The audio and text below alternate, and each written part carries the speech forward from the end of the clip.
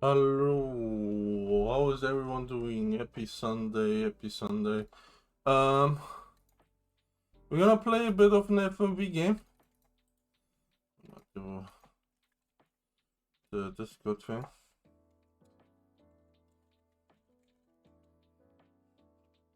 Uh, and chillax to say goodbye to the weekend, which kind of flew by. The weekend kind of really did flew by. Which which is a bit sad, cause like I blinked and it was over. It literally felt like that. Um, so I am going to.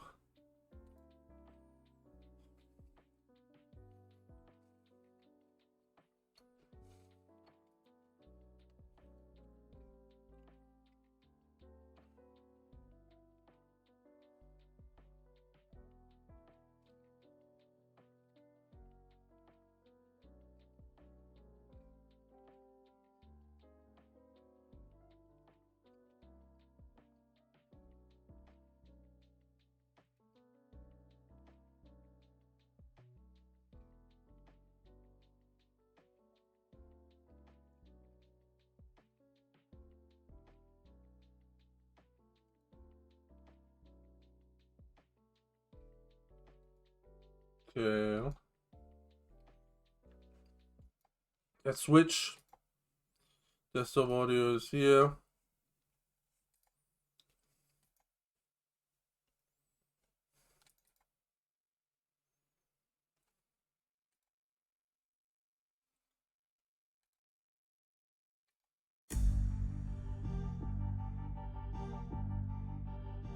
The game should appear. There it is. So I know next to nothing about this game.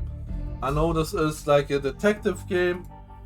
Um, and that basically you have to investigate a murder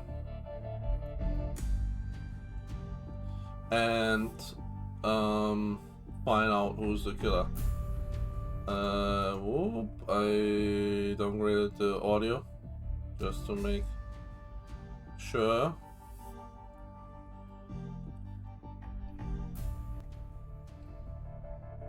Yeah, I muted some of the audio. Okay, let's go. New game.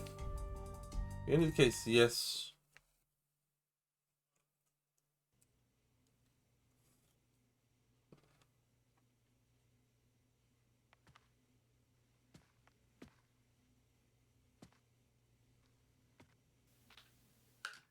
All right, we are live and the Huh? video is recording.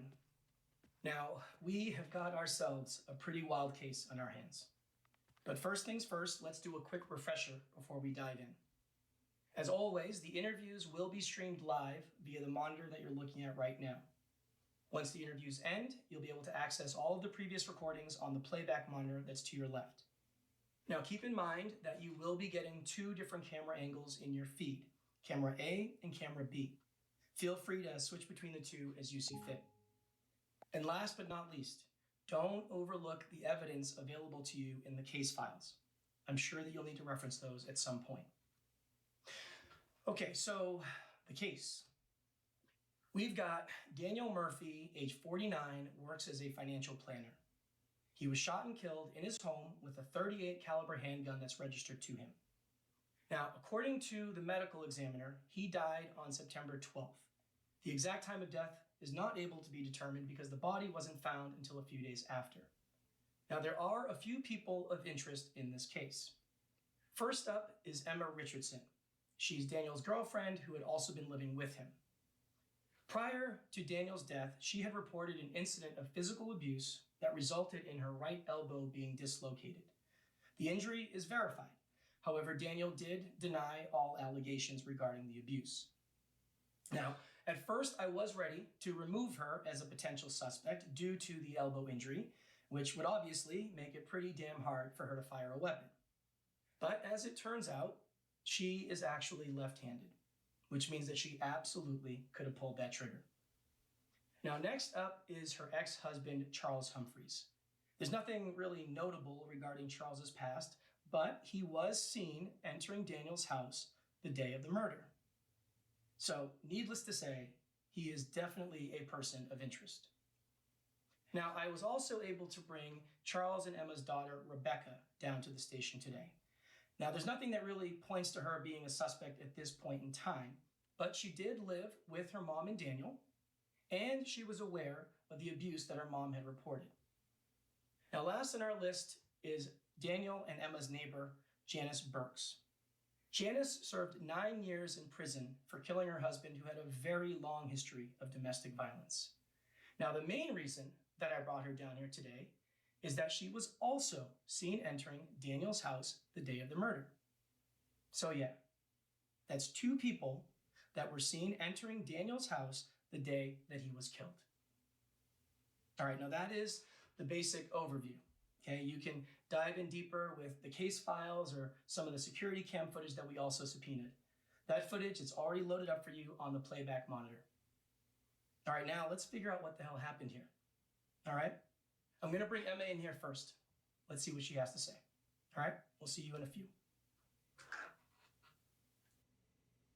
Okay. So let's review this. That's Daniel who got shot. And here's also a gun. That's a gun. And he seems to have blood on his hands.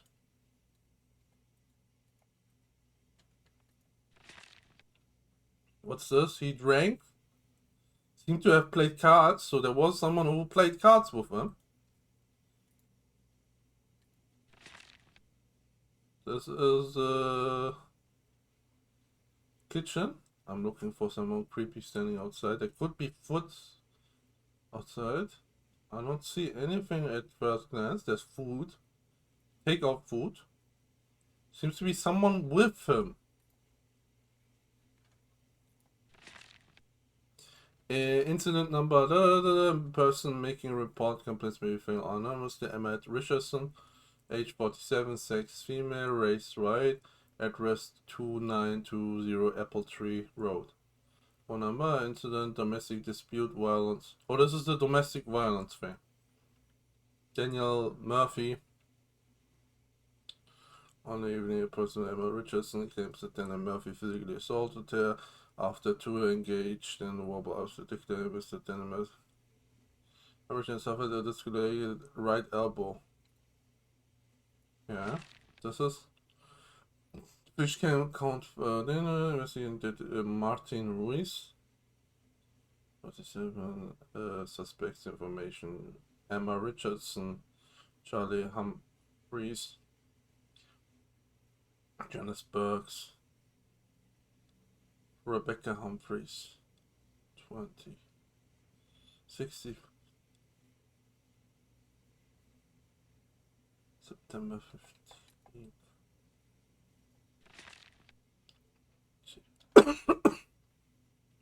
Homicide.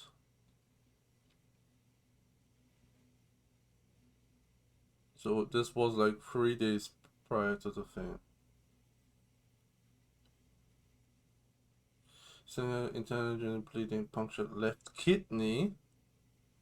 Will enter through the lower left abdomen, proceed through skin tissue, left kidney, brain center. Will entry and exit is consistent.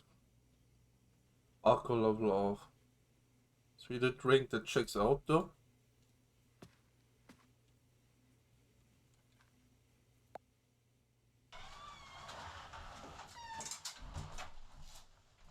The 11th. That's before the death.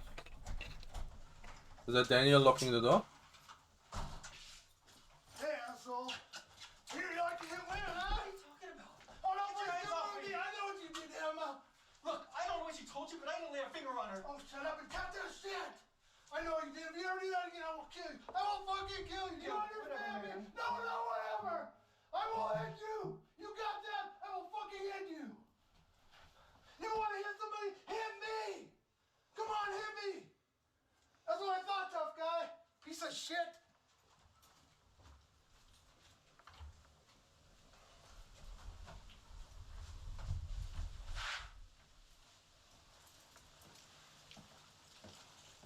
Okay, so the ex-husband tried to protect his ex-wife, right?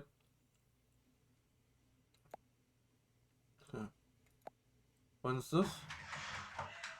Same day. Emma?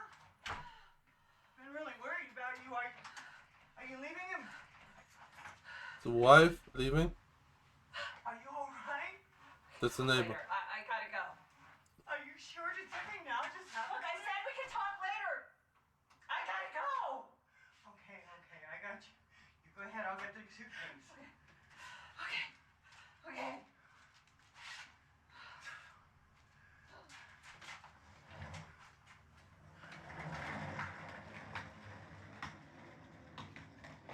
So that's how she found out that she might be in an abusive relationship. Okay. That's a neighbor and Emma, I assume. Okay. That's one day. That's the day of the murder. Is that the daughter?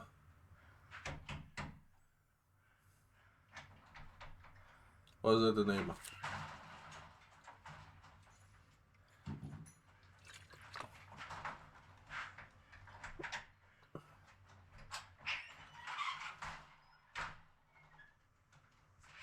This is interesting. That's cool. I like this.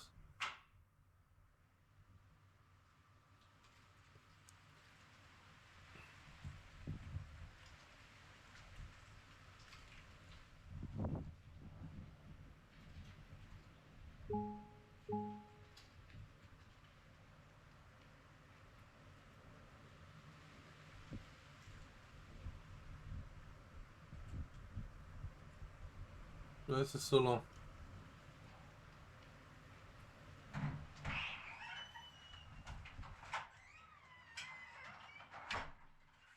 Does he have blood on hands? No. It's a neighbor.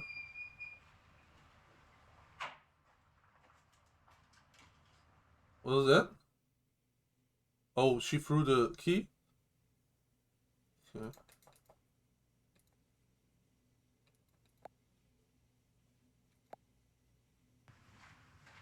Day of the murder, a bit later. Oh, he can't find the key because she threw it.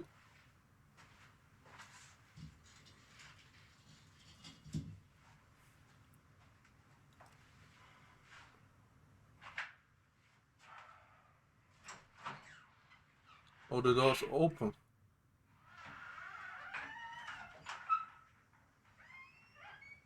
She didn't lock it. Wait, if she didn't lock it, Daniel never returned.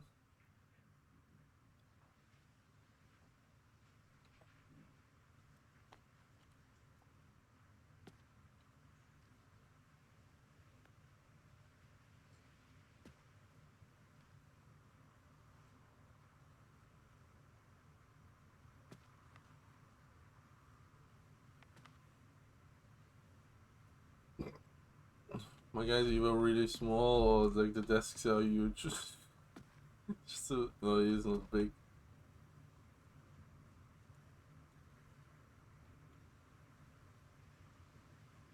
Has almost space.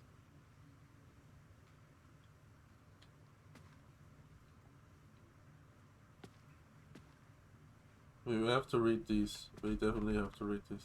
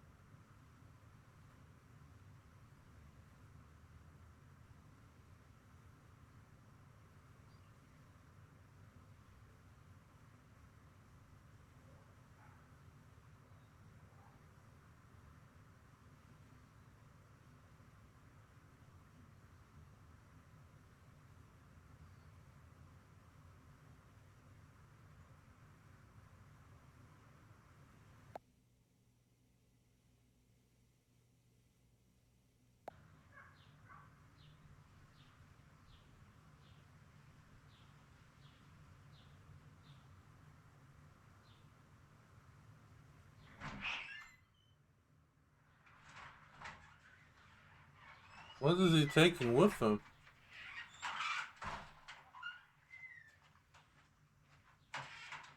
There was a bag with him.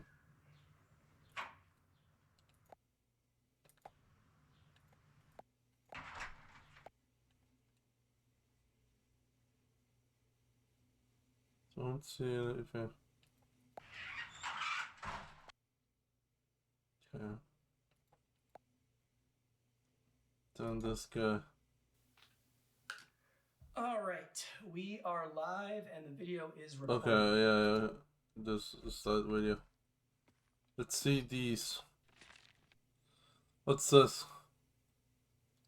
Sydney Rebecca text messages recording.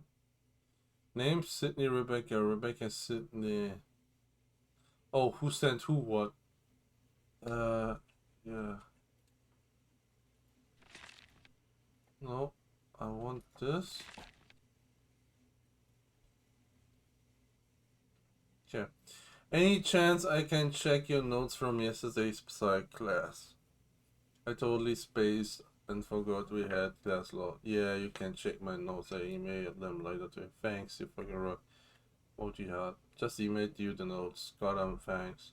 Hey dad. Oh, hey, what's your friend? Hey dad, can I stay with you tonight? Yeah, of course. Did something happen? Yeah, I'm at the hospital with mom. I'll call you once she gets released. Should be soon. Hospital? What happened? I'll call you soon and tell you what's going on. Okay, I can talk whenever. Hot. We're heading to the pharmacy and then to the police for report. Good. Thanks for being there for your mom. I love you, kiddo. The dad seems calm. I'm gonna be honest, he seemed very aggressive after he heard it. But like if something happened like this, I don't have a kid, so I wouldn't know how to react. But if someone important to me said someone over important to me, or like to them something there in the hospital, I would be like, hey, call whenever, let me know. What? 1 second.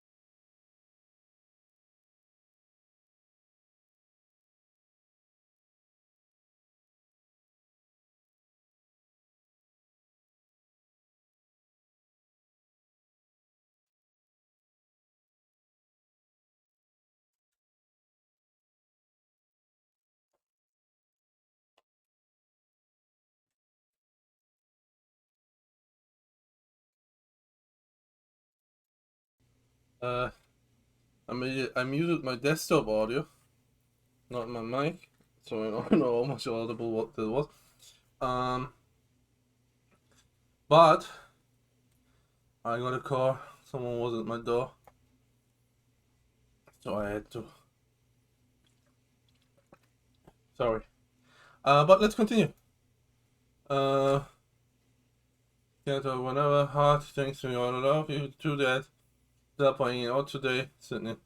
So again, something came up, bummer, but it's all good. Everything okay? There's just some family stuff I'll get to deal with. And much fun stuff. Can you meet me at the motel? Yeah, sure. Can I thumbs up? I'm sorry to ask this. Too late. Can you cover my shift tomorrow morning? Sorry. Just saw this. Yeah, I can cover it. I can use the money actually. Thank you so much. No worries. Yeah. Daniel. Alright, everything prepped for tonight's dinner meeting. The Sanderson account would be huge for us. Yep. All the figures worked out. They say Emma printed out the full presentation, so all the materials are good. He works with Emma, or is Emma helping him with work? Thumbs up. Hey man, how'd it go? Don't leave me hanging, bro. How'd the dinner go? Sorry I didn't get back last night. The meeting went well. I'll fail in one. That's it. Don't give me any more details. It's easier to discuss in person.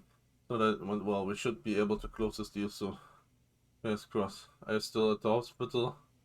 To get my text earlier. Really sorry. Can you please answer your phone? Answer at least my text. Can I stop?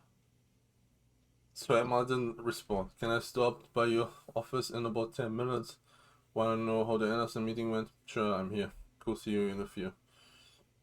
Thumbs up. Hey, is everything okay? I heard the police were here talking to you. What happened? You still here or did you leave? If you need anything, let me know. I'm here for you. But Harry is his friend, apparently. So says, you're right. Driver will approach me 12 minutes. Please be ready.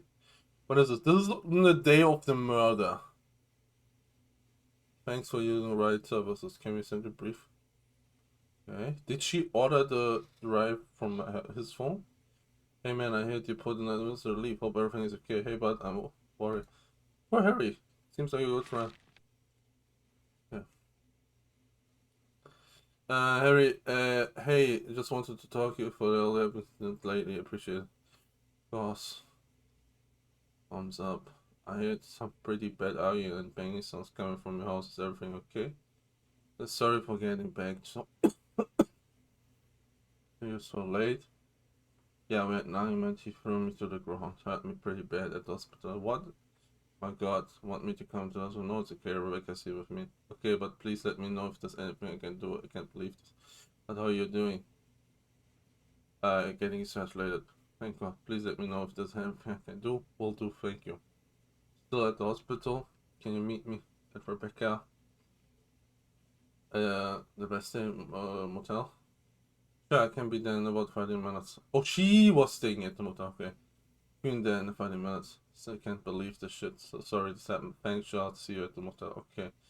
Get my text earlier. I'm still at the hospital. Really sorry. Okay, yeah, we saw this. Really need to see you. Can you be at the motel in an hour? About an hour. Yeah, of course. I'm wrapping up a show now. Timing is perfect. See you soon. Thank you. Just want you to know I'm thinking of you, sending you lots of love. Thank you. Are you gonna be at the motel later? Yeah, why? Need to talk to you. Okay, stop by whenever. Sounds good. I'll be there around 6. Alright.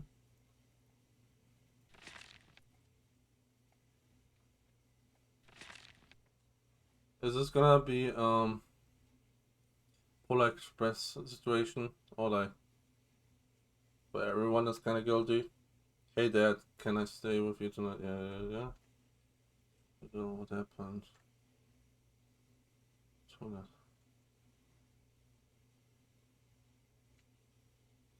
Okay.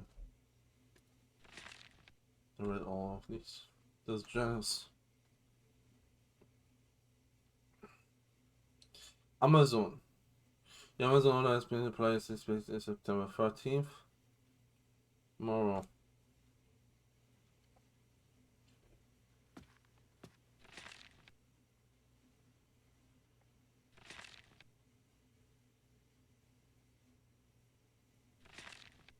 We'll call it.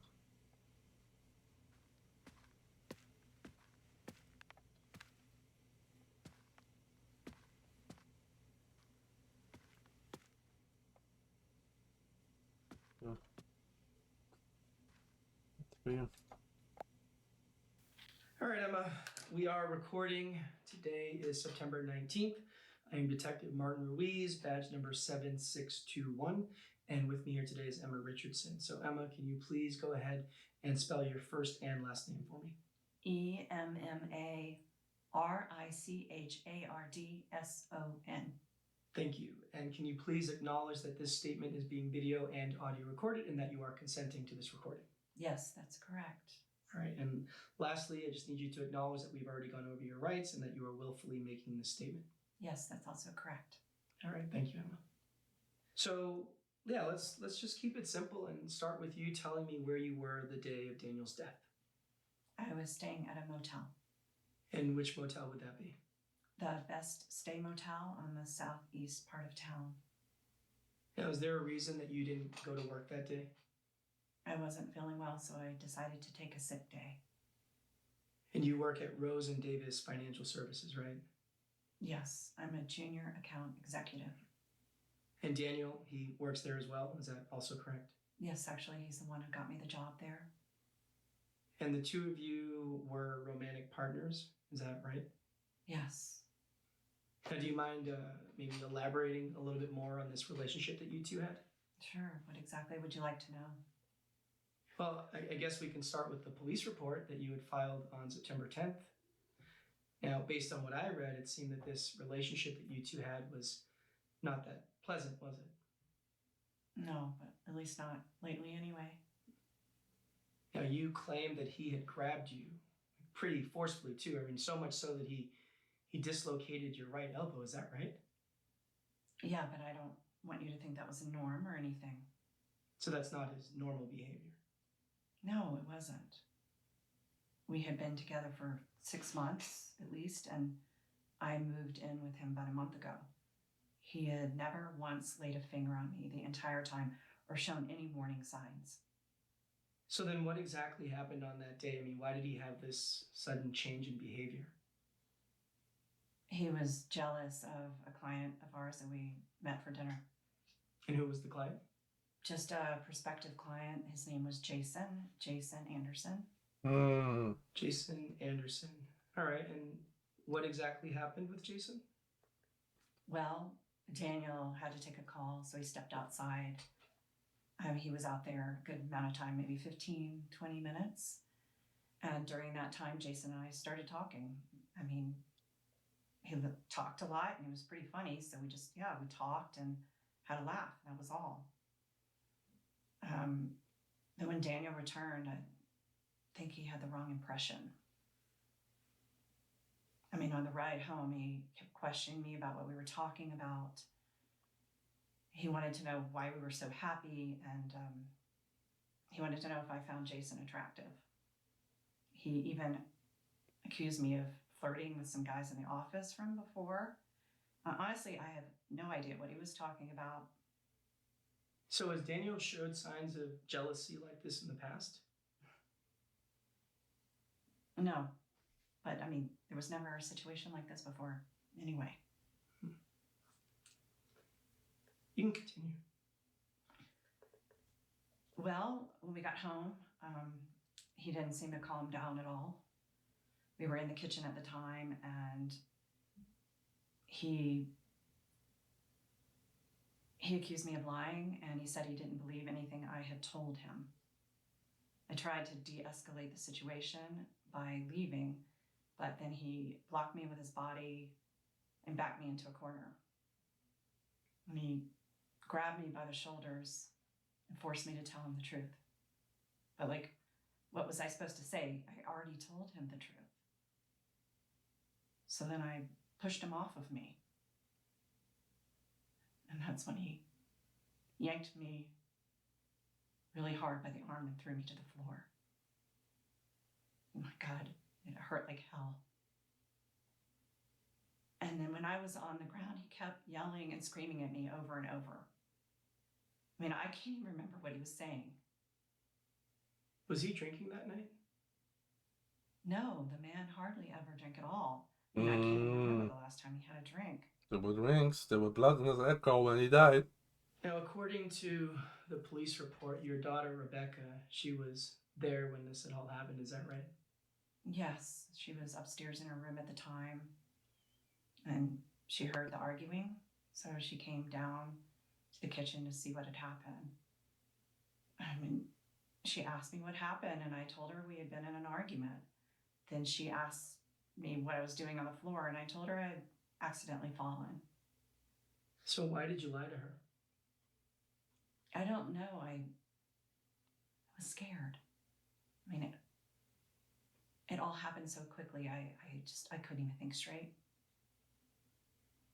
And what happened after that? Well, Daniel could see that I was really hurt, so he picked me up off the ground and took me to the hospital. On the ride there, he kept telling me how sorry he was, and he just kept apologizing over and over. He said he didn't know what got into him. And you believed him?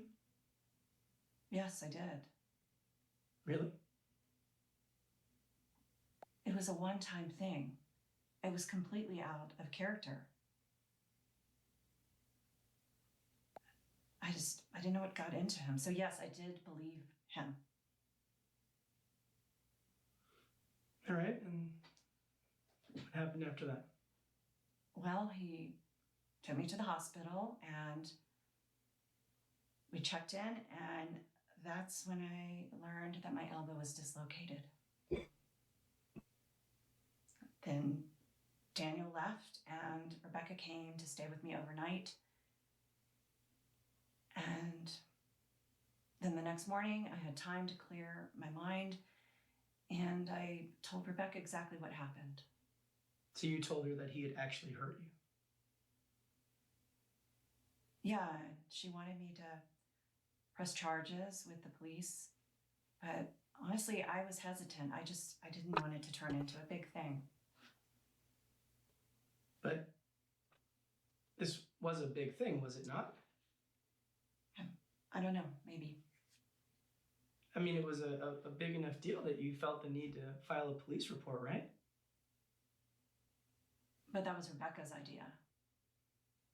So, but yes, I was released from the hospital. We stopped and got some pain medication for my arm. And then we went to the police and filed a report. Then we went to the motel, I checked in, and Rebecca left to stay with her dad. And her dad, that's Charles, right? Yes, Charles. So was Charles aware of the assault that had happened? Yes, I told him that night. Yep. Was anyone else besides Charles and your daughter Rebecca aware of the assault? Your neighbor. And the only other person was my neighbor, Janice. She must have heard the screaming because she texted to see if everything was okay. I wrote her back that same night and told her exactly what happened. Now, are you and your neighbor really close? Because, and this could just be a me thing, but that seems kind of a strange thing to tell a neighbor. Yeah. Sure, somewhat, I guess. I mean, we look out for each other, you know, as neighbors are supposed to. Now, I'm wondering, do you think that maybe one of those three would have a reason to kill Daniel? I mean, considering they now know how abusive he can be, I mean, maybe that was enough to push them over, you know, the limit to maybe take matters into their own hands? Absolutely not. But what about you? Was that enough of a reason for you to kill Daniel? Maybe make sure that he never lays a finger on you again? Absolutely not, no. Who then? Like I said, it was a one-time thing. It wasn't that severe. Wasn't that severe? Emma, I'm staring at you and you have a dislocated elbow. Now, I don't know about you, but to me, that is pretty damn severe. Look, the guy got jealous, okay? I mean, he'd been under a lot of pressure at work, and he was in a shitty mood. Apparently you felt the need to put charges on I him. mean, he made a really poor decision that he immediately regretted. Is it okay that he hurt my arm? Of course not. But we can't change the past. And I do believe he was truly sorry. You didn't. You pressed charges. Okay. Fair enough. So Emma, is there anything else that you feel that I should know about this whole situation? None that I can think of. All right. We're going to take a little break. Just ask that you just hang here for a bit, okay? Okay. All right.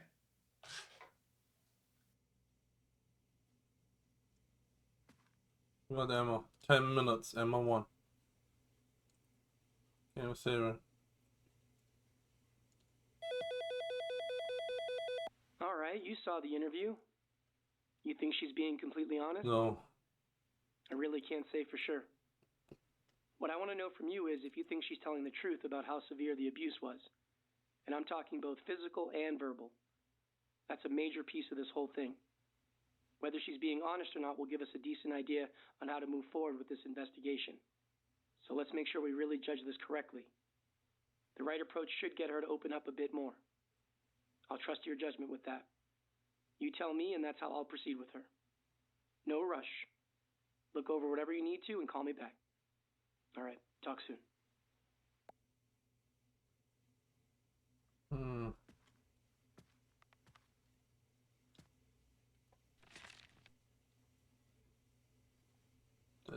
That's the abuse thing, right? Yeah.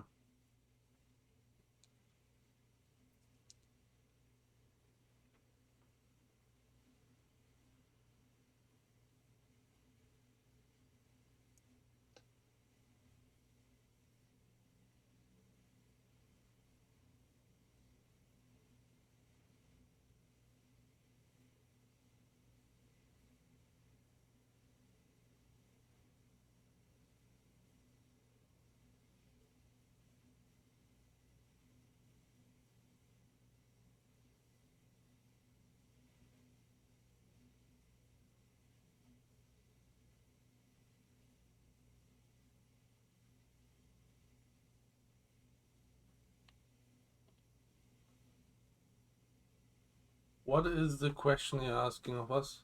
Is Emma telling the truth about how severe the abuse was?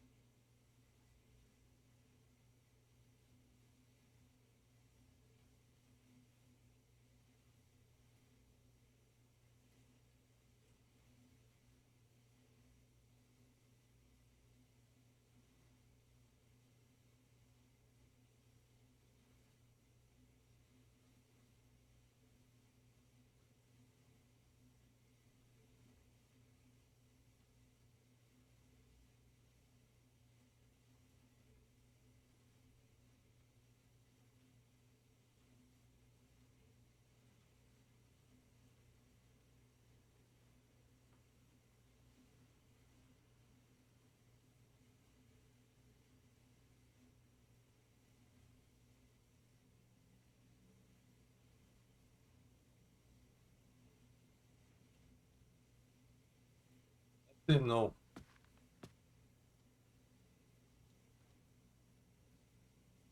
She is not telling the truth.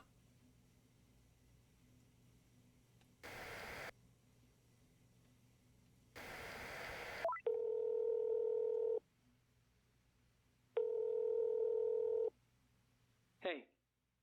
Okay, yeah, I'm with you. It definitely feels like she's downplaying the abuse. The question is why? I'll push her on that. Let's see if we can squeeze more out of her. All right, give me a second. We'll get things back up and running.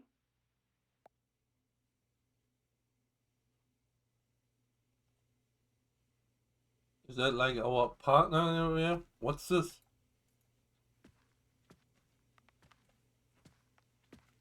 Yeah. This is a continuation with Emma Richardson. Now, Emma, I gotta say, I don't think that you were telling me the whole truth. I don't. About what? Well, about your relationship with Daniel, but more importantly, about the abuse you experienced, Emma. I mean, look, you have a dislocated elbow. The guy put you in the hospital, and for what? Because he was jealous? Come on, Emma. You know that is not normal behavior. It's not. All right, that is pretty damn severe. Now, what I'm trying to wrap my head around is, why are you covering for this guy? Why are you downplaying everything that happened to you?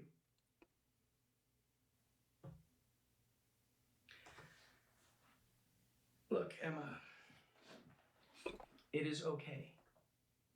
Right? It is okay to talk to me. It is okay to tell me the truth. In fact, that is the easiest thing to do right now. So please, Emma, just tell me the truth. Okay. It was severe, okay? It was very severe. You know, I thought I knew him. I was falling for him. I thought he was perfect. But looking back, I can see that the signs were there all along. I was just blinded by wanting to move on and find a new partner. But, you know, when he showed his true colors, not only did he hurt me, but he threatened to kill me and my daughter at gunpoint. Okay? At goddamn gunpoint. Wait, I'm sorry. When did that happen? The day after I got out of the hospital, I think it was a Monday. Okay, can you tell me exactly what happened? I stopped by the house that afternoon to pick up some of my stuff. I knew he'd be at work, so it was a good time to go. I was there maybe 5 minutes, and that's when he showed up. I didn't see him show up. I was in the middle of packing, and he could clearly see that I was leaving. This must have really pissed him off, because he immediately went to the bedroom closet and grabbed a gun. I mean, I was in shock. I didn't even know he had a gun. And then he threw me on the ground and pressed the gun really hard against my forehead. He kept yelling that the police were questioning him at work. Apparently, after I filed the reports, some cops were questioning people. They even questioned some of my neighbors, including Janice. Apparently, the higher-ups at work were really alarmed by all this because they put him on immediate leave until this all got sorted out. That's why he got home early that day. This must have been really embarrassing for him because he was really angry. He kept yelling that Rebecca and I needed to recant our story and to tell the cops that he never hurt me. I mean, he kept saying that he was acting in self-defense and that I pushed him. He was literally trying to make it seem like it was my fault. And then he made it a point to tell me that he was in control of my life. My job, my home, everything. And that he could take that away anytime he wanted. So then he told me that if we didn't tell the police his version of what happened, that he wouldn't think twice about putting a bullet in each of our heads. Wow.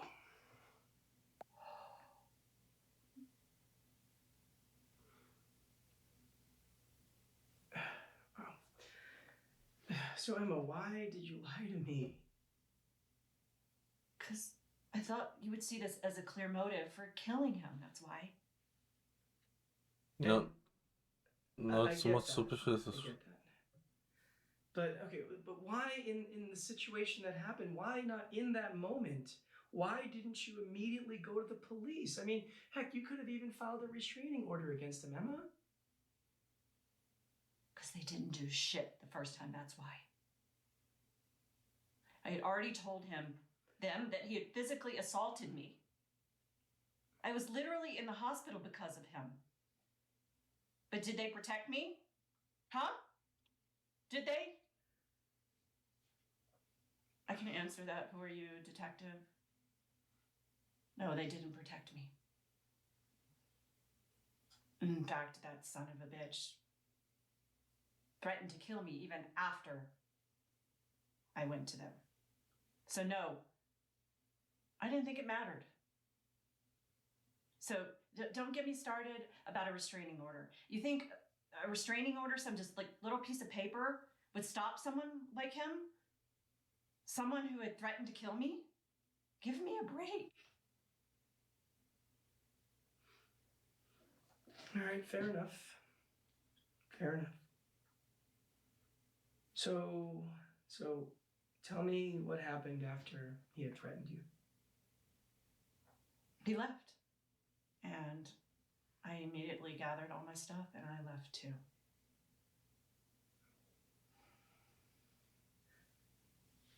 Now there's a flaw here though, right? I mean, there should be security cam footage of Daniel coming in the house and leaving the house, right? During that time. I mean, we have footage of you, and we got footage of you and Janice, but we literally have absolutely no footage of Daniel during that time at all. That's because he came in through the back. He didn't use the front door. Why would he? It was Why would he go like through he the was back? trying to catch me off guard or something. And I'm going to assume that because you guys don't have a security camera in the back, then that means there's no record whatsoever of him coming in or out of the house. Does that sound right? Correct.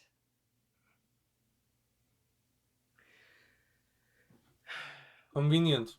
Now, I'm also wondering, do you know why there would be no security cam footage from September 9th? I mean, the entire day, there's no footage. Now, that's the day that he assaulted you for the first time. Do you know why there would be no footage on that day? I don't know. Maybe he deleted it. That is certainly a possibility. All right. Well, look, Emma, assuming that everything you told me is the truth, right? I want you to know that everything, and I mean everything that has happened to you, none of that is your fault. I know. Good. And there is help if you need it, Emma, all right? There's shelters that I can connect you with if you don't want to stay at that motel. There are people that you can talk to. All right, we've got a lot of resources, Emma. All right, you do not have to go this alone. Thank you. I appreciate that. All right, Emma, let's give you a break, okay? Okay. What are we talking now? Who are we talking to now? Call me Richards. Not Richards. Martin Ruiz. Well, that was a lot. If she's telling the truth, Daniel's got some pretty serious issues. Ed. It is weird that he would go through the back, though. Yeah. I mean, it's possible, but considering how in the moment he probably was, it does strike me as odd. I don't know. There's a lot to process here. All right, we got to keep these interviews going. Let's see what more we can uncover here. I got her ex-husband, Charles, up next. Let's see what this guy's got to say. Hang tight. Bye.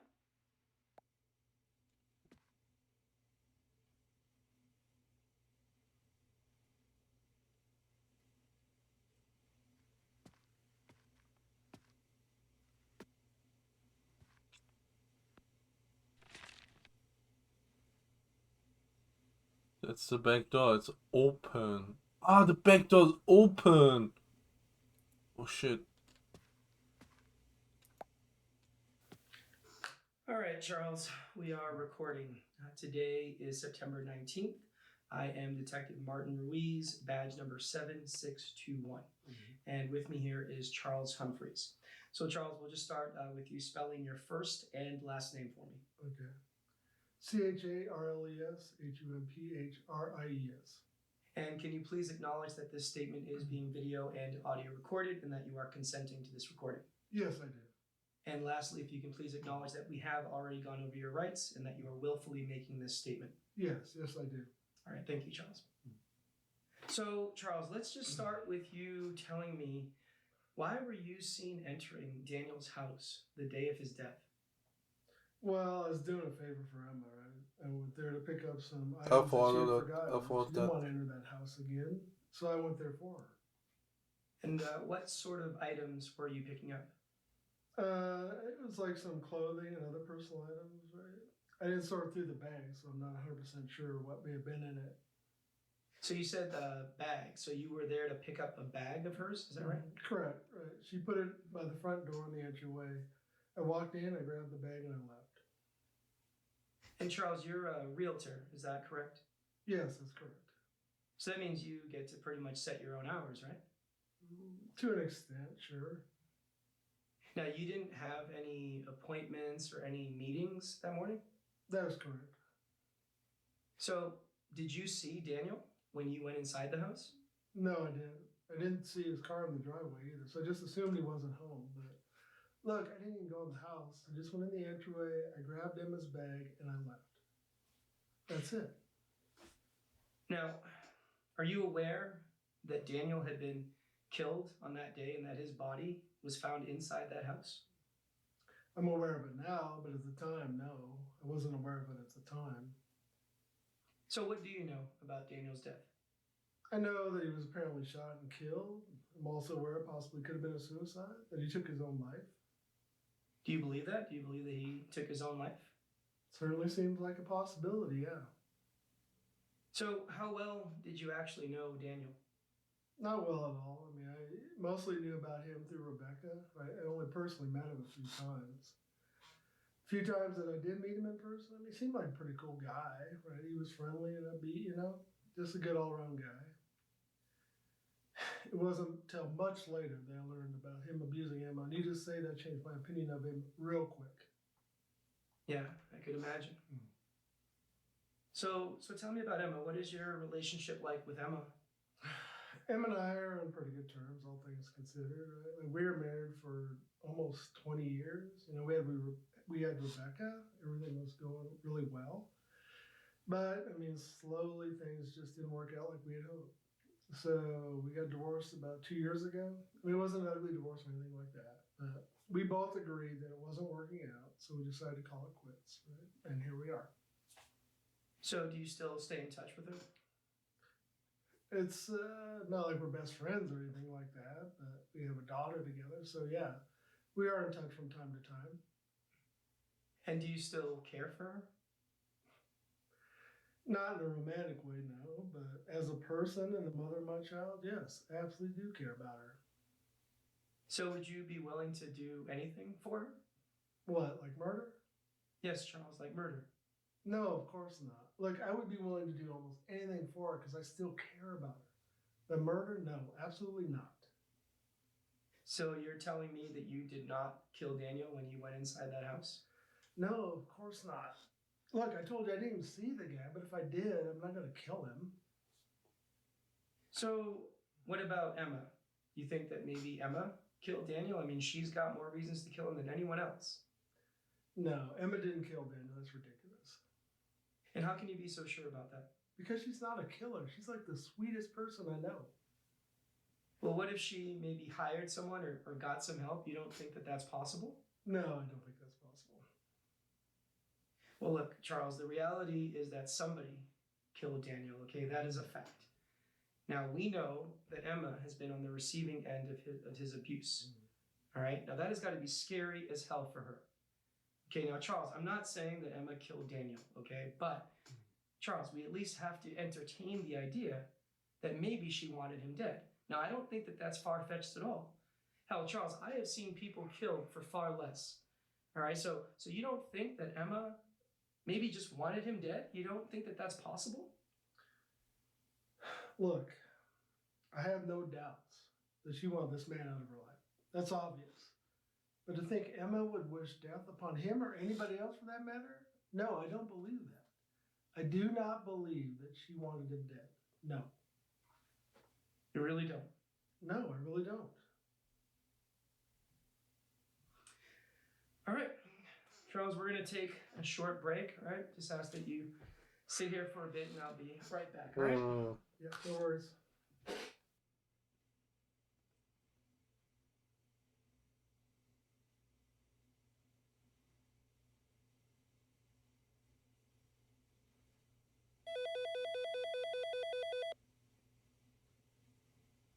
All right, we got to hear his take on things. Now, the main thing I'm questioning at the moment is whether or not Emma is capable of either committing this murder or getting someone else to do it. She really does seem like the person that has the most to gain from Daniel's death. But her ex, he doesn't seem to think that she has that in her. I don't know. You think Charles is telling the truth? You think he really believes that Emma is incapable of going through with murder? Does he really believe that she had absolutely nothing to do with this? I think the ex believes that, Again, we got to be careful with how we judge this. Pushing him in the wrong direction may not get us the info we need. I want to know what you think. I'll proceed based on that. So just give me a call when you know, and we'll go from there. All right? Bye. Oh, yes.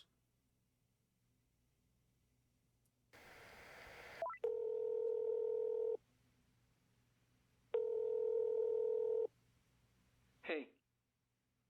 Yeah, I gotta say, I agree with you on this one. He does seem pretty sincere. All right, I'll continue the interview. We'll be back up in just a sec.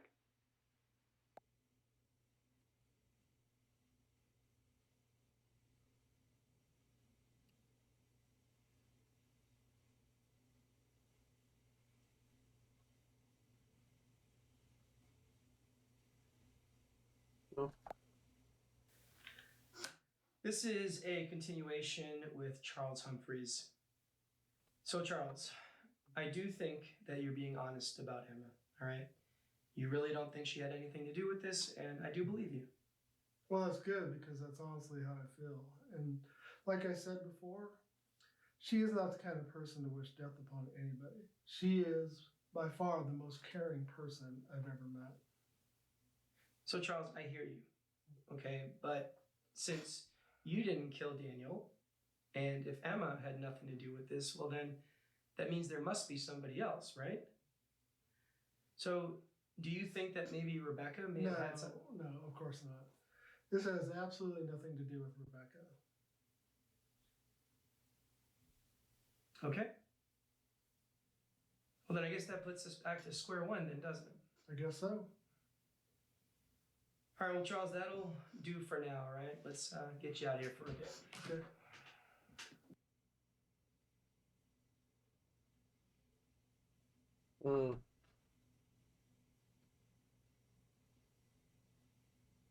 It was fast. All right, that was pretty straightforward, I guess. You know, I didn't want to bring up the neighbor Janice as a suspect to him quite yet. I want to hear from Janice first. So let's go ahead and do that. I'll go get her and we'll get the next round going. Okay. Okay. Bye.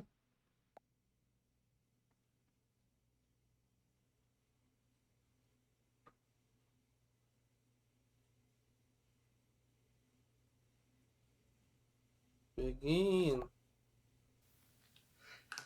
All right, Janice, we are recording. Today is September 19th. I am Detective Martin Ruiz, badge number 7621, and with me here today is Janice Burks. So, Janice, let's please start with you spelling your first and last name for me. JANICEBURKES. And can you please acknowledge that this statement is being video and audio recorded and that you are consenting to that recording? Yes, sir, I do consent. And lastly, please acknowledge that we have already gone over your rights and that you are willfully making this statement. Yes, sir, we've already gone over my rights. Well, thank you, Janice. So let's just start with a little bit of context here now. You live next door to Daniel Murphy and his girlfriend, Emma Richardson. Is that correct? Yes, sir, that's correct. And about how long have you lived at that residence? Oh, I've lived there about 1.5 years, sir. And prior to that, you had spent some time in prison. Is that right? Yes, sir, 9 years. And that was for murder, correct? Yes, sir. You mind telling me what happened? Well, it's not a very complicated story. My husband at the time was very violent, very physical with me, and it had been going on a lot longer than I care to admit. One night, he beat me up pretty bad. Seemed like he was never going to stop. So, I stopped him. That's it. And That's how pretty is cold life saying it. treating you these days? I can't complain, sir. I'm alive. I'm healthy. I got a steady job. Just trying to live life right. God's been good to me. That's good. That's real good. So what is it that you do for work? I work collections. I call people who owe money on behalf of various different companies. And you do this from home? Yes, sir. That's right. Now, I don't mean to be rude or judgmental or anything like that, but I'm curious, how is it that you landed in that particular neighborhood? Because it seems like it would be a bit too pricey for someone with a job such as yours. Now, that is assuming that you do live alone. Oh, yes, sir, I do live alone. That house belonged to my mother.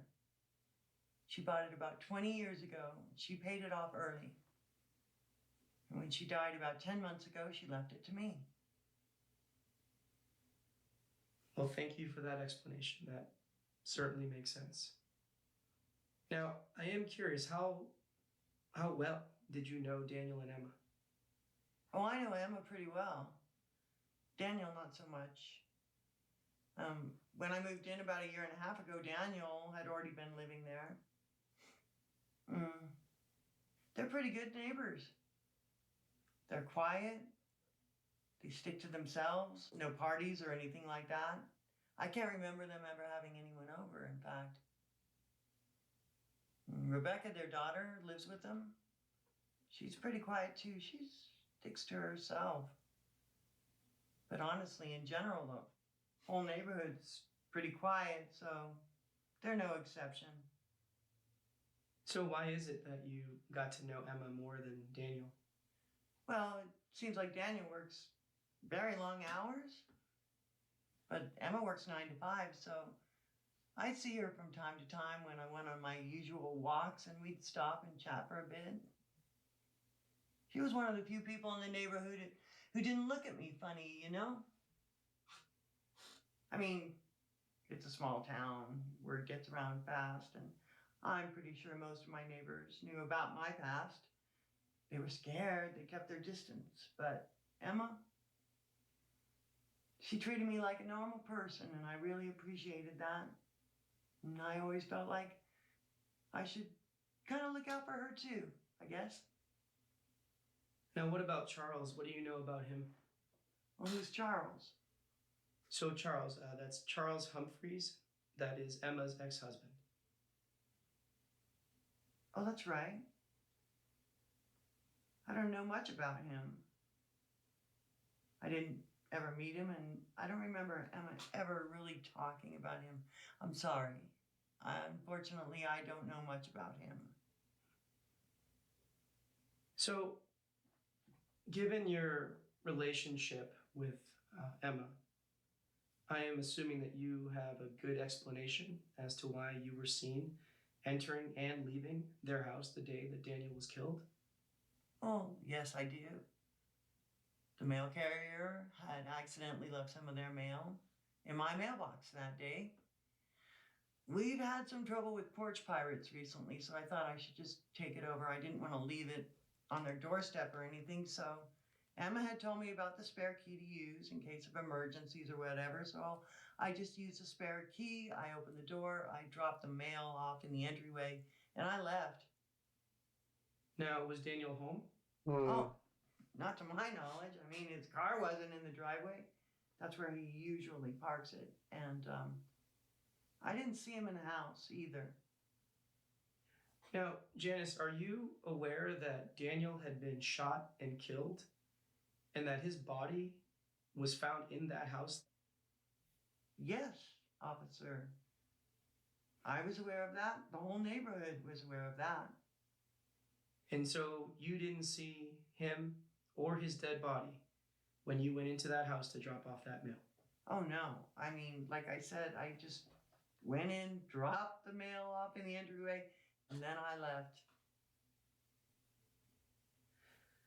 Janice, did you really go into that house to drop off mail? Yes, officer, I really went into that house to drop off mail. All right.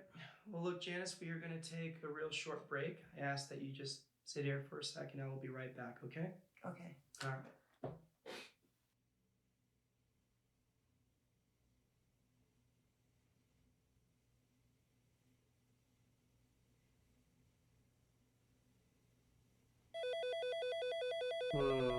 He's gonna ask me Okay, if Janice we met is the lying neighbor. I'm about curious to know what you think about this Janice lady. the newspaper. You buy that story that she entered the house to drop off some mail? No. Let me know if you think she's lying, and I'll continue based on that. All right, talk soon. No. She's lying. Because she took longer. Hey, so you don't buy that story, huh? No. Well, me neither. It's a bit too perfect. And, after reviewing that security footage again, her actions don't seem to match up at all. Let's see if we can find out the real reason she entered that house. I'll get the interviews back up in just a few.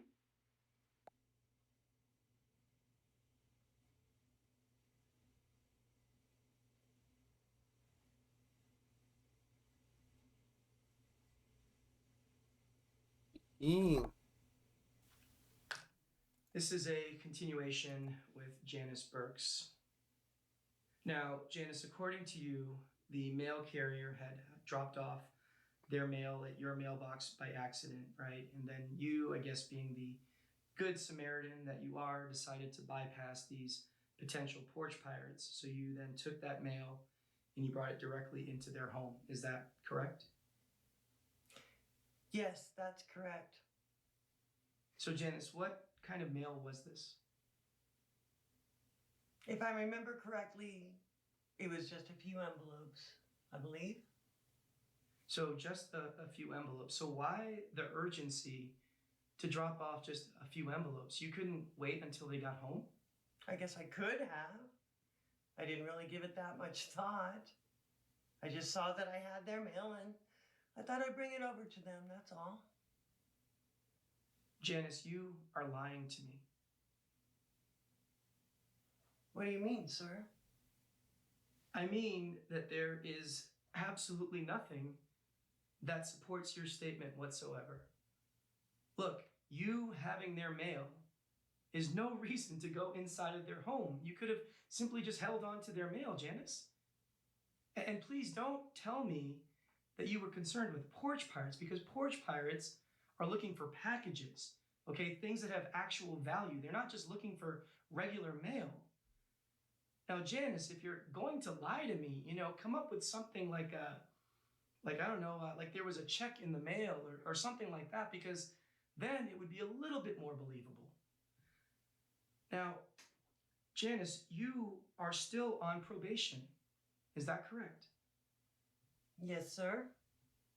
Now, do you think that lying to a detective who is trying to solve a murder case, do you think that is going to be helpful? Look, Janice, that is considered obstruction of justice, okay? Now, you are not a stupid person, okay? You're not. So we are going to try this again. Why were you seen entering their house the day that Daniel was killed?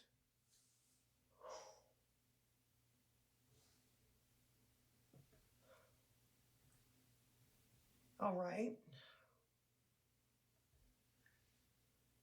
I heard a gunshot. I rushed over there to see if everything was okay. And when I entered the home, I looked around. That's when I saw Daniel lying there dead in the bedroom. Doesn't it I up? didn't know what to think, so I Charles would have seen panicked Daniel. and I just left. So, Janice, why did you lie about that? Come on, sir. I went to prison for 9 years for killing my abusive husband. Then I'm seen leaving and entering a home where a man is killed, a man who is known to have physically abused his girlfriend. How do you think that looks? Well, not very good, to be honest. Not very good at all. All right, so just to make sure that I get this right, so you heard a gunshot, you go enter the house, you see Daniel and he's dead, and you lie to protect yourself. Is that basically it? Yeah, that's it. So you're telling me that you did not kill Daniel? I did not kill Daniel. So Daniel was already killed when you had entered that house? Yes, And Janice, why should I believe you? because it's the truth. The truth. Yes, sir. All right, we are going Believe it. to put a pause on this for now, okay? Can't believe it, but then Charles would have lied.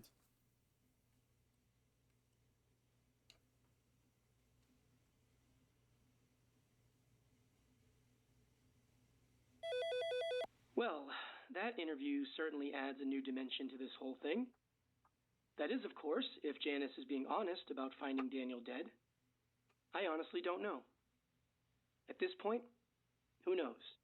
Yeah, we're gonna. All right, talk I'm going to to- bring in Rebecca Humphreys, Emma and Charles's kid. Let's see if she can shed any more light on this case. All right, let me go get her. We'll be back up in just a sec. All right, bye. Emma. No, Emma. Rebecca. I feel like the kid should be named Emma. I don't know why.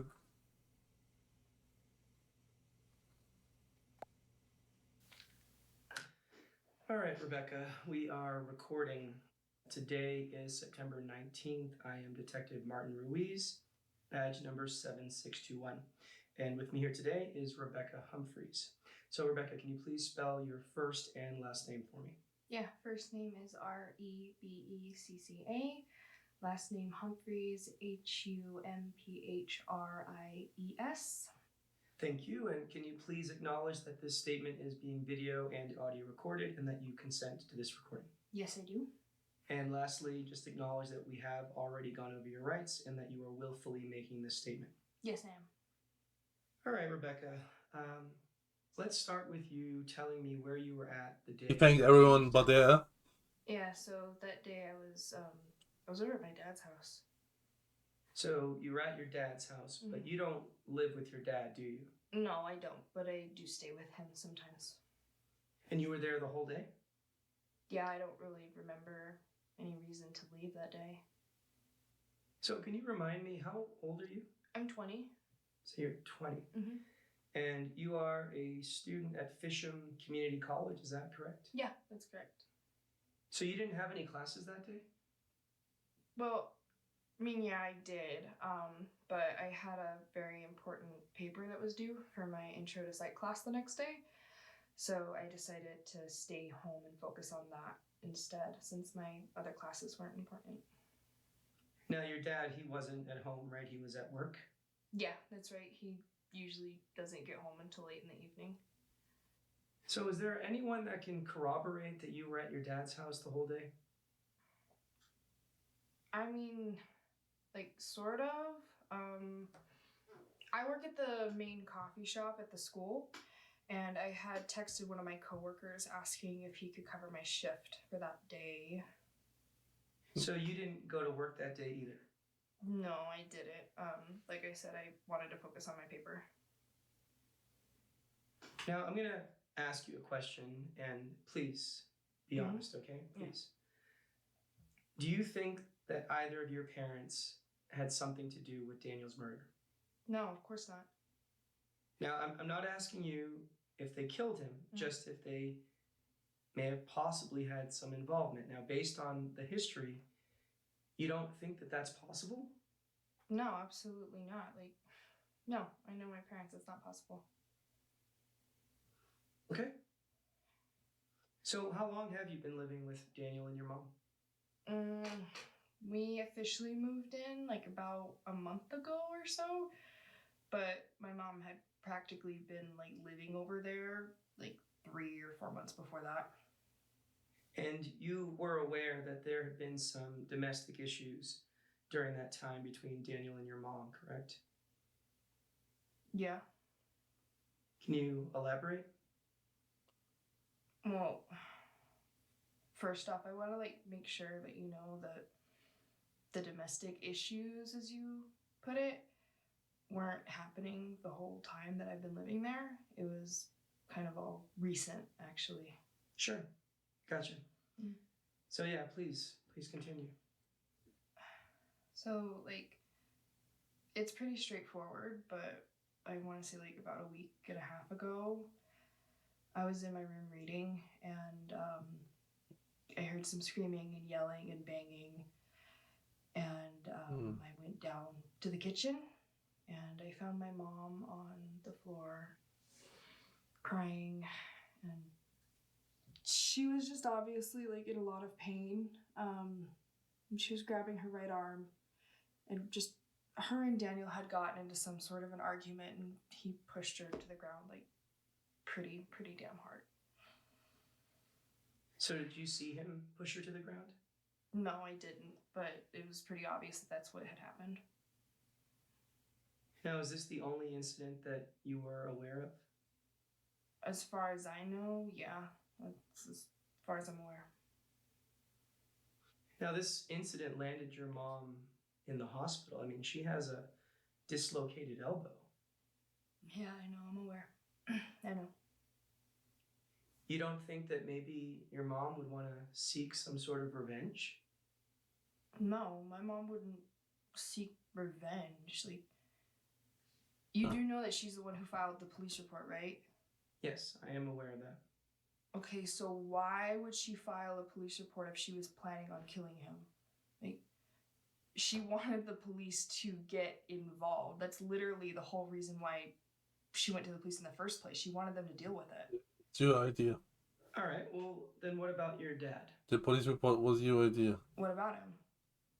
Well, it seems that he and your mom are still on pretty decent terms. I mean, all things considered. It seems that he still cares for her.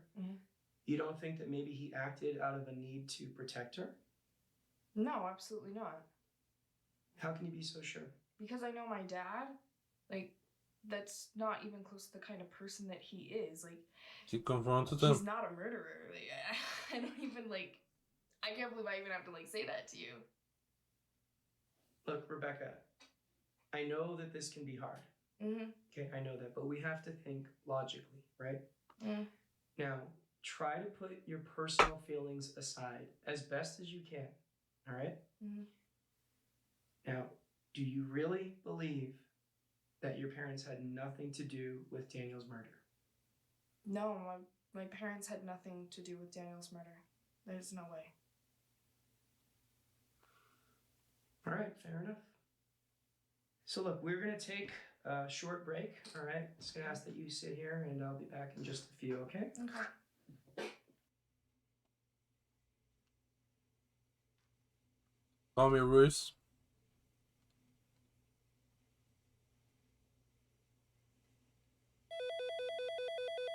All right, so there's still a lot to unpack here.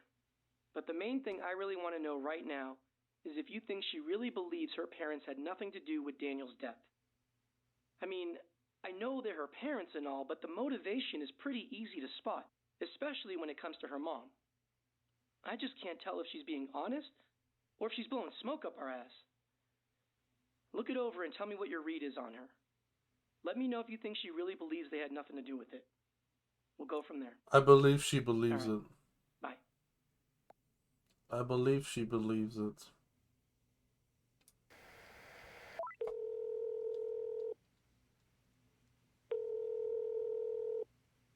Hey, so you think she's being sincere? I can see that. She does seem to believe her parents weren't involved. Now, whether they were or not, that's a whole other story. All right, let me get back in there. Bye.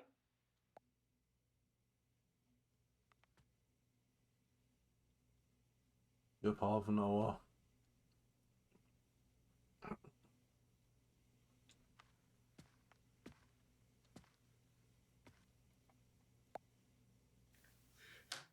Okay, this is a continuation with Rebecca. Why do they look different?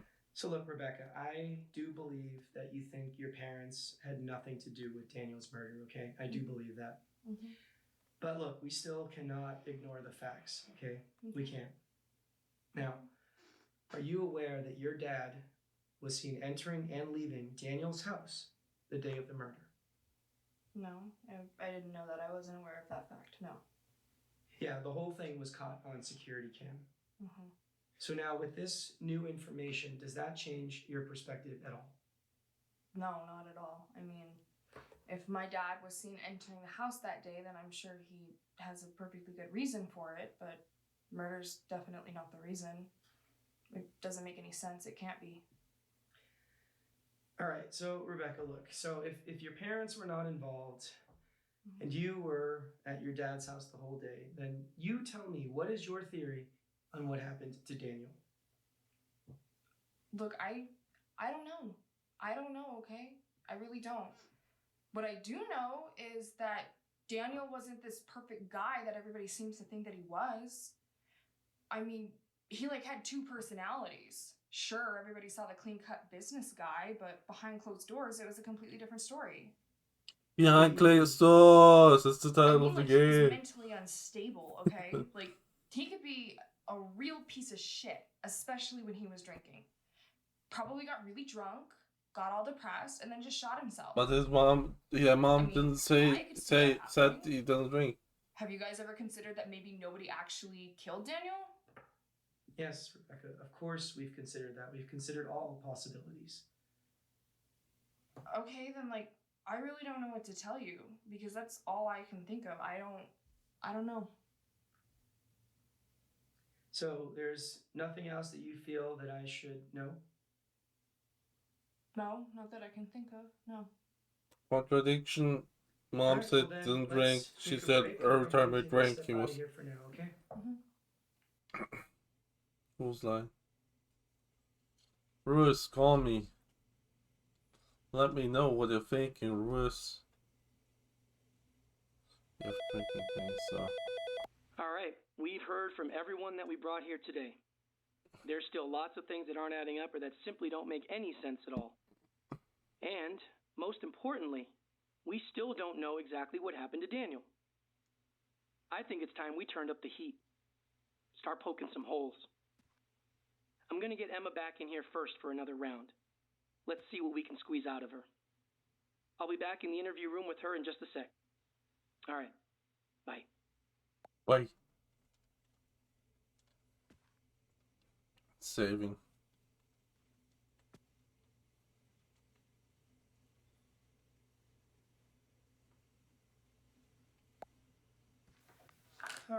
this is a continuation with Emma Richardson.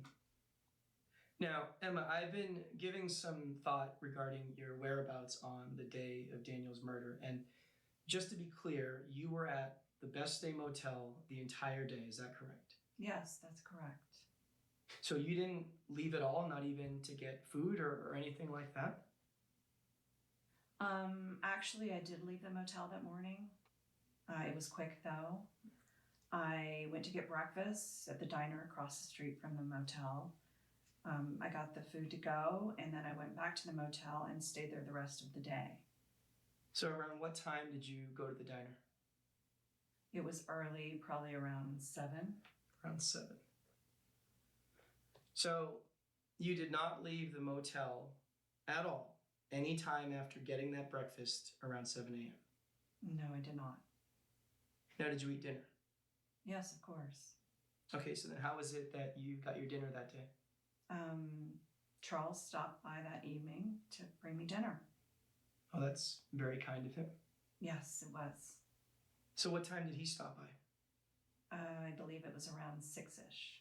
Around 6-ish. Oh, hey, Pleb. Now, How's it going? did Charles Welcome in. bring you anything else?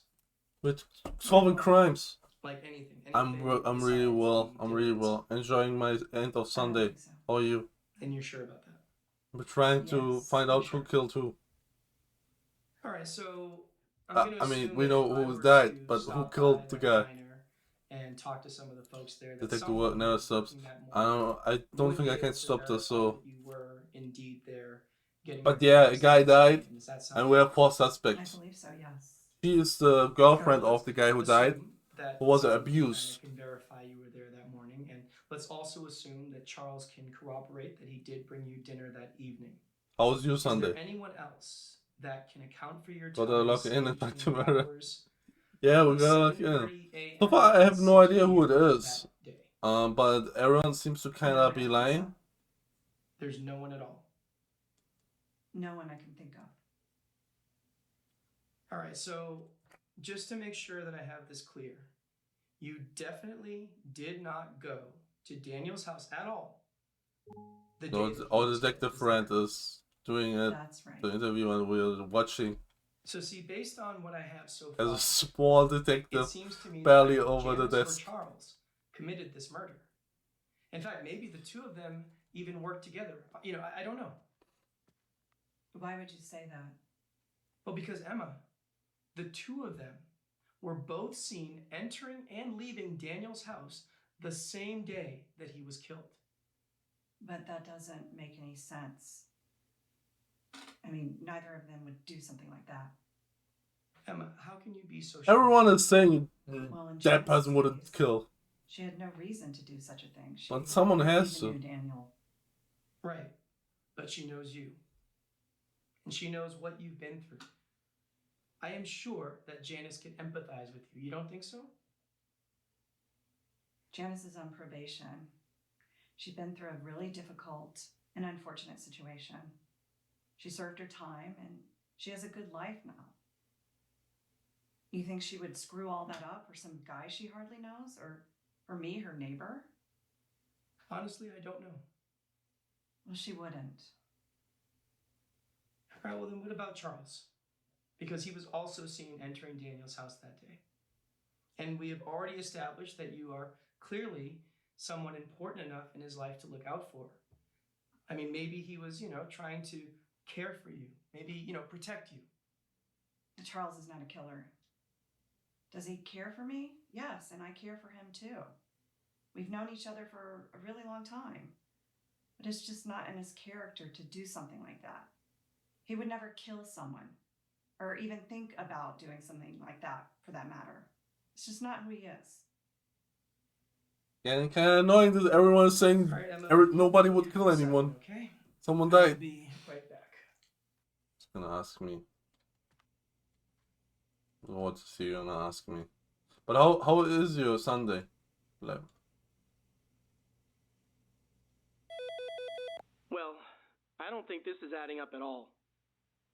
I feel like we must have some evidence that contradicts her statement. Can you look over everything and see if you can find a clear contradiction? That'll add a lot more weight when I go back in there. Give me a call when you got something. Thanks.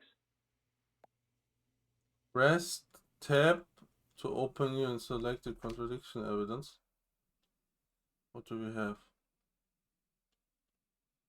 Home recording. Oh yeah! The guy literally threatened him. Yeah.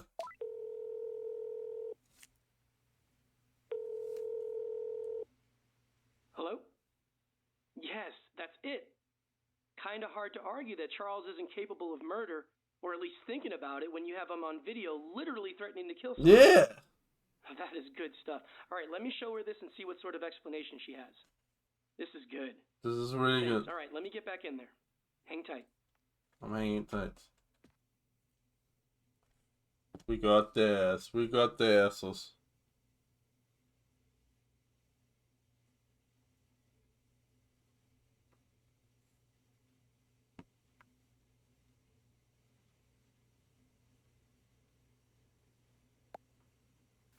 All right, this is another continuation with Emma Richardson.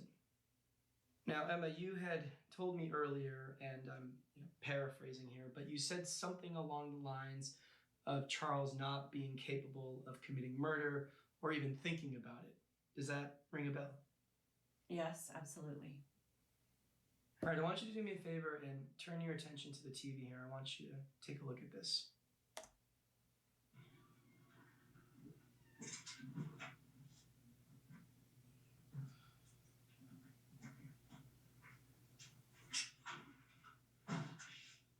Yeah, asshole.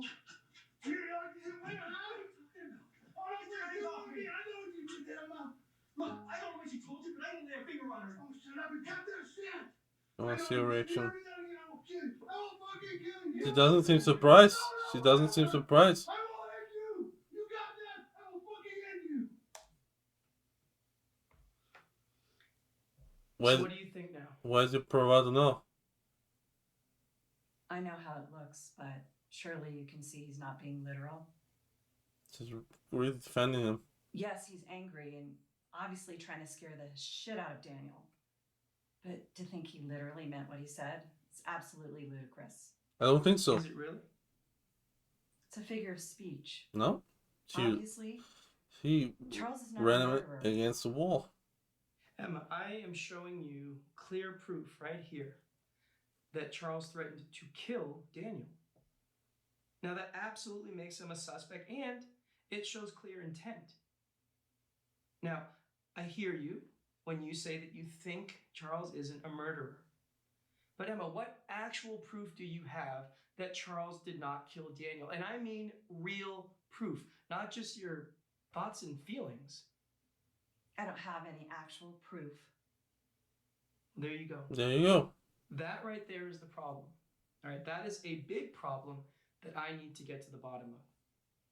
So look, we are going to put a pause on this for now because I absolutely do need to speak to Charles again.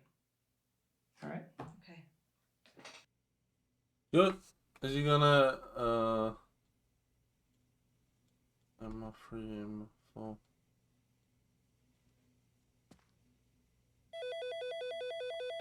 All right.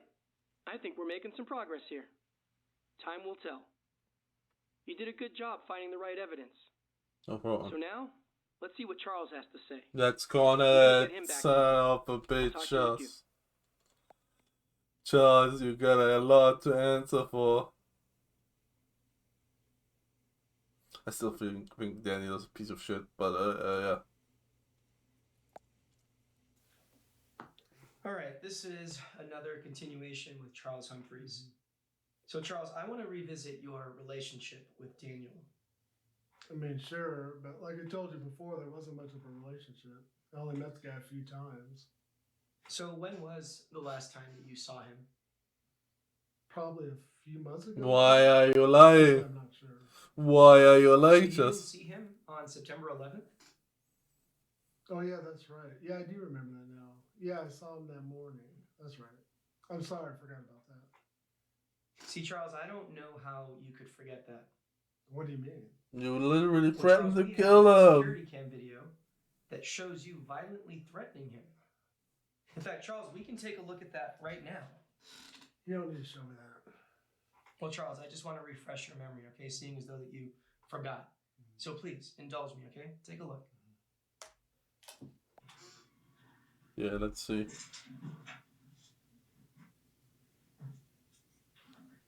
See your reaction, Charles. Hey, asshole. You're not you, man. I'm not gonna kill you. I know what you did, Emma. Look, I don't know what she told you, but I didn't lay a finger on her. Oh, shut up and cut that shit. I know you did. If you ever do that again, I will kill you. I will fucking kill you. You understand? Yeah, he's embarrassed about it. It's at least a genuine reaction. So, Charles, is it coming back to you now? Yeah. Charles, you are seen here threatening Daniel's life, all right? Now, that is pretty damn serious, especially considering the fact that the man whose life that you threatened, well, he was found killed the very next day. I know how it looks, but I swear that was just an empty threat. I didn't mean it literally. But I was pissed, man. He laid hands on Emma, and I wanted him to know that I wasn't going to put up with that shit, period. So, you had no intentions of actually following through with that threat? No, I wasn't actually going to kill him. But yeah, if he hurt Emma again, I would have probably went there and kicked his ass. But no, I wasn't actually going to kill him. Okay, fair enough. So let's talk about your other visit to Daniel's house, okay? The next day, the day that he was actually killed. Yeah, sure. What more do you want to know? Well, you went there to gather some of Emma's personal belongings based on her request, right? Yes, that's right. And I'm assuming that you were able to get everything that you were sent there to get. Is that also correct? Yes, that's correct. So when did you actually bring these items to Emma? Later that night. At the motel. Yes, at the motel. And you had also brought her dinner as well that evening, is that correct? Yes, that's correct. So, Charles, when you were actually inside of Daniel's house gathering these items, how long would you say that you were in there for? It's pretty quick, maybe a minute at the most. A minute at most. That was really Well, long. I just went into the house and grabbed a bag that was right at the entryway and then left. So you had no reason to look around the house at It all? was longer No, there. not at all. Mm-mm. All right, Charles, well, let me process this, okay, for a little bit. The So video. we'll take a short break, Yeah. and I will be right back, okay? Okay. The video. It was longer there. It was way too long. I had to even...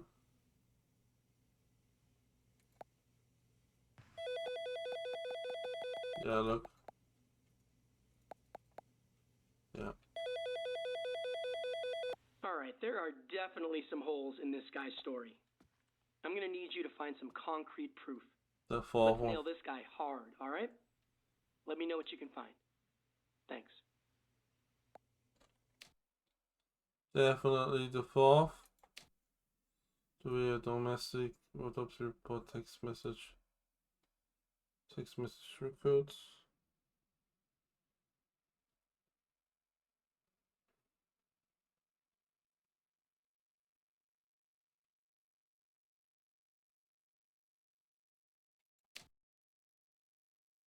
Two pieces, yeah, then this her thing. So let's...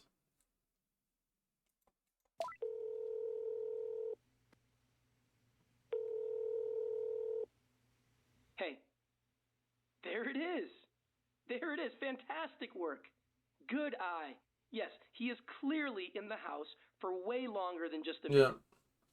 And yeah, you're right. Emma stated that he only brought her food the night of Daniel's death. She made it pretty clear that he didn't bring her anything else. So why would he go through the trouble of getting her I didn't even think items about and it. I not didn't think actually about. give them I to think her? about it was something else. That makes no sense at all. All right, let's get the show back up and running. We need answers. Talk soon. Bye. Yeah, you're done so, Charles.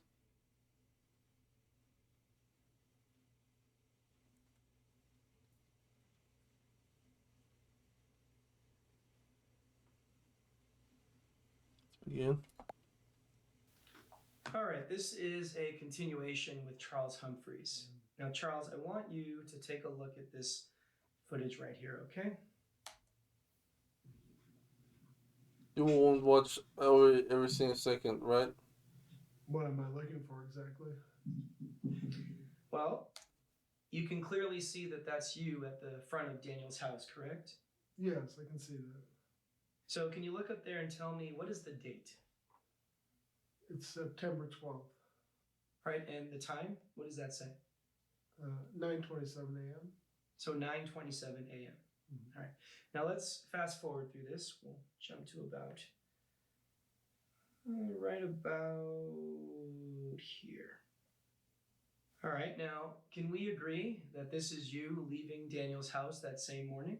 Yes, it is. So again, can you look up there and tell me the time? What does it say now? It's 9:31 a.m. So 9:31 a.m. Now, see, Charles, you told me that you were in Daniel's house for no more than 1 minute.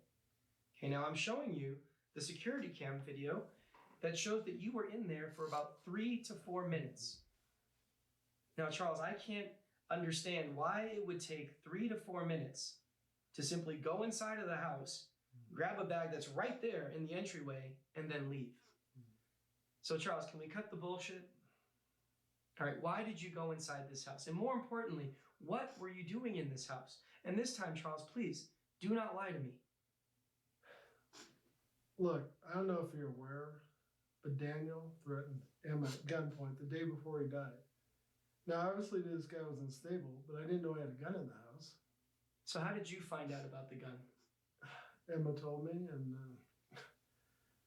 I was afraid Daniel was going to flip out again and actually use the gun to hurt Emma. So I decided to go over to the house and see if he was there. But when I got there, his car wasn't in the driveway. So I thought I could go in the house and find the gun and take it from him. All right, so just to be clear, the reason that you went to the house was to find this gun. That's right. And when I went Doesn't to the it up? house, I immediately So, went to the bedroom thinking that's where it would be. But instead, I find the guy lying there dead, and the gun is in his hand too. I panicked. I didn't know what to do. I remember they had the security cam out front, so that freaked me out, right? And I knew it was going to look bad, me coming in the house and this guy being dead. So I quickly kind of came up with this plan to grab some of Emma's stuff and put it in this bag. So it seemed like I had a reason to be there. So this whole thing was just a performance for the security cam? Yeah, I guess that's one way to put it. Well, I guess that does make sense. Because see, Emma, she stated that the only thing that you brought her that evening was dinner. Yeah, I know. I mean, it's stupid and I'm sorry. But I didn't want to have any connection to this guy's death. I mean, the whole situation makes it look like I did it. Hell, I don't even know if you believe what I'm saying. And I know it sounds crazy, but it's the truth. All right, so if your intent was to go there and to find this gun, then why do you look so confused when you first arrived? Honestly, that's what I'm still confused about. Because I went to reach for the spare key, it wasn't there. So I thought I'd try the door anyway, and to my surprise, it was already unlocked. So who do you think could have taken that spare key? Honestly, I have no clue. I mean, I know it wasn't me, and it definitely wasn't Rebecca, because she has her own keys to the house, so I don't know. And I don't know why they would have left the door unlocked. That doesn't make any sense either. But what I do know is that it's obvious that somebody was there before me. They took the spare key, and they went through the front door. All right. Well, Charles, we're going to give you a break, all right? You can step out of here for now, okay? Okay. It's, what's her name, Tom? Janice, right?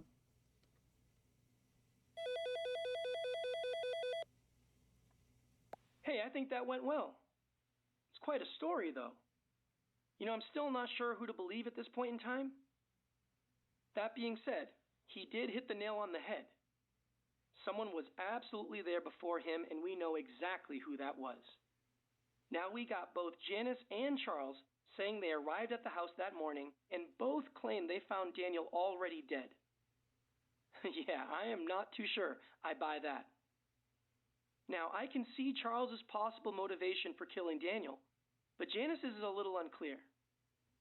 I mean, maybe she I was think triggered Janice by came seeing another woman earlier, she knew so dealing only with a she can have. similar type of abuse that she experienced. I don't know. Well, regardless, we gotta move forward. I want to hear more from Janice. I'll grab her now. We'll be back up in just a sec.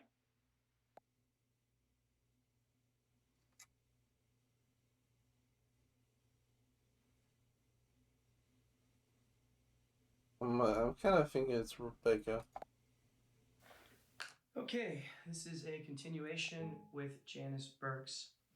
So look, Janice, I just want to explore your relationship with Emma a bit more with you, if that's okay. Sure. What more would you like to know? Well, you mentioned having a positive relationship with her, so yeah, I just want to, I guess, get a better understanding of what that relationship looks like. Well, like I told you before, Emma's always treated me nicely. And we talk from time to time so we get to know each other a little bit. She looks out for me, I look out for her. She's never judged me whatsoever, and I think that speaks a lot to her character. She's a very good person, and I'm really glad I got to know her. Now, would you say that she trusts you? To a certain extent, yes, I would say that. Now, were you aware of the physical abuse that she had experienced? Did she trust you enough to share that information? No. I knew they had some arguments. Sounded pretty bad, too. It was loud enough you could hear it next door. But I wasn't aware of any actual physical abuse. So you were aware that they had some pretty bad arguments, Yes, I was aware of that. but you were not aware of any actual physical abuse. No, sir. Now, you met Daniel a few times, so I'm wondering, do you think that he seems like the kind of guy that would be capable of physically striking a woman? Like you just said, I only met him a few times, so I don't think I would be the best judge of his character. Well, just in the limited interactions that you had with him, does he seem like the kind of guy that would be capable of physically striking a woman? I don't know. You don't know. No. All right, well, Janice, we are going to take a real short break. It'd be great if you can use this time to maybe think about your encounters with Daniel and see if you can He maybe come up texted with with him. a more concrete answer. Because With her, with Emma. Sure. I mean, but I don't know what else there is to think about. Well, just try. That's all I'm asking. And Sure. she also told her. Well, thank you, Janice. Yeah, no. I don't like the text and Emma saying she told her. Well, she does seem to have all the right answers, doesn't she? But there's gotta be some flaws. It just all seems a bit too perfect. There's gotta be more to this than what she's telling us. All right, let's take some time here. Look through everything you got. See if there's any contradictory evidence we can use to prove this statement of hers is full of shit. I gotta. Hopefully you can find something good. I gotta. Give me a call when you got something, alright? Bye. And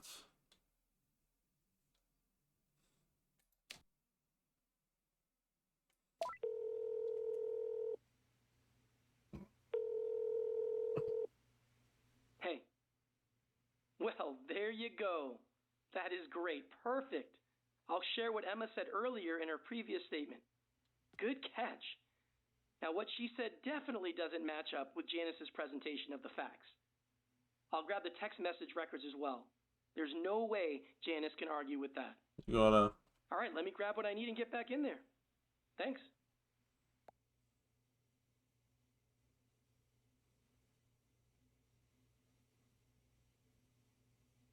Let's watch this and then we end. Okay. All right, this is another continuation with And that's Janice really Burks. short. So, Janice, I want to make sure that I got this right. Now, you are not aware of any physical abuse that Emma has experienced. Is that correct? That is correct, sir. Now, see, that is a problem. Because, see, Emma has stated the complete opposite. What did Emma say? Well, in her earlier statement, Emma said that you had texted her the night that her and Daniel had that pretty bad argument, the night that he had reportedly assaulted her. She said that you had texted her asking her if everything was okay. Now, does that ring any bells? Well, yeah, that's correct, sir. Now, she said that she had texted you back later that night telling you exactly what had happened. Does that also sound familiar to you? Well, yes, that's also correct, but I don't remember if she told me that he'd actually physically assaulted her. Yeah, okay. Show her So the you text. don't remember her texting you that detail? No, not that I recall. That's interesting. That is very, very interesting. So, Janice, look, I want you to take a look at these records right here. I want you to look at the message that's highlighted there. Now, that is a text message that Emma had sent to you the evening of September 9th. Gotcha. Now, she clearly texted, and I quote, "He threw me to the ground, hurt me pretty bad, at the hospital now." Now, there is no mixed messaging there. I find it very hard to believe that someone would forget such a major detail. Now, Janice, did you lie to me again? No, sir. I just didn't recall. You didn't recall. Janice. Okay, I may have misstated the facts. Janice, that is a very eloquent way of telling me that you lied. Now, Janice, why did you lie to me again? Why did I lie? Again, sir, look at the optics. Someone with my background is seen entering the house the same day that Daniel's body is found shot to death. You know why I lied. And don't take this personally, but I don't trust law enforcement. I know I'm an easy target. I'm just doing the best I can to stay out of prison, sir.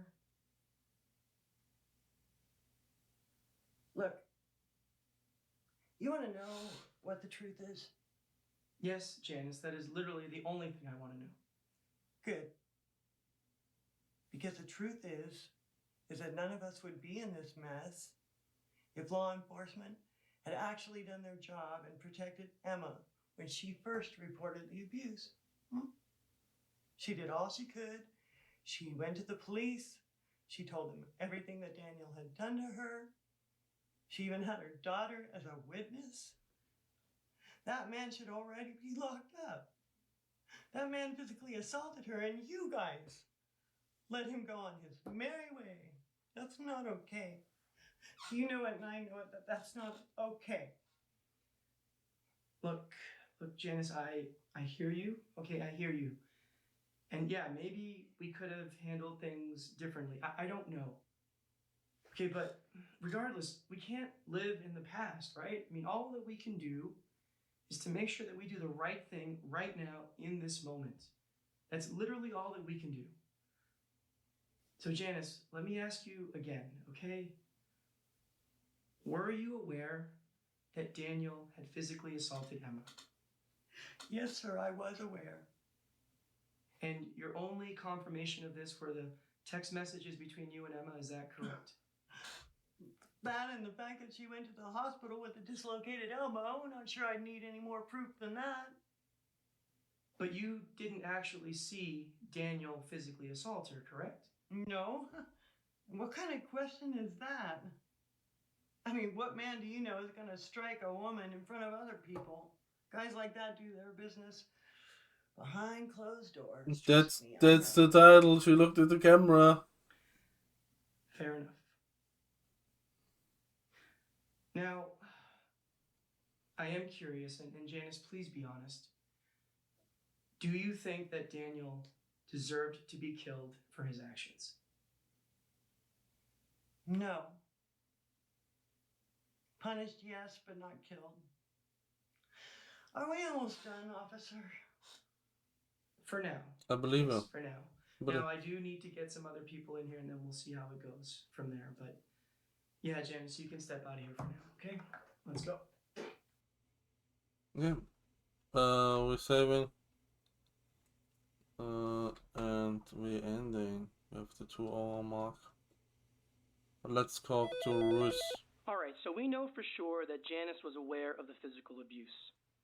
We know she was the first person seen on camera entering the house, and we know that she and Emma have a relationship in which both of them look out for one another. Now, what we don't know for sure is if Daniel was indeed already dead by the time she entered the house. I think it's And at Rebecca. this moment, there really is no way to prove or disprove Daniel's status at that time. It's clear that these people are still lying to us. There's still too many holes and things that just make no sense. All right, let's get Rebecca back in here for another round. I think it's I got but a few we're more ending. questions for her. Hang tight. No, hang tight. Okay. Saved. The thing is saving. Okay. We will end. Thinking yes. Not ending. Yeah. Thank you everyone for being here. I hope everyone has a nice day, nice evening, nice time zone. I will stream tomorrow, Minecraft Monday. Tomorrow can be quite a busy day for me with work, and I wanted to go to the barber as well. So we'll see how Minecraft Monday goes. I really want to. But yeah. I hope to see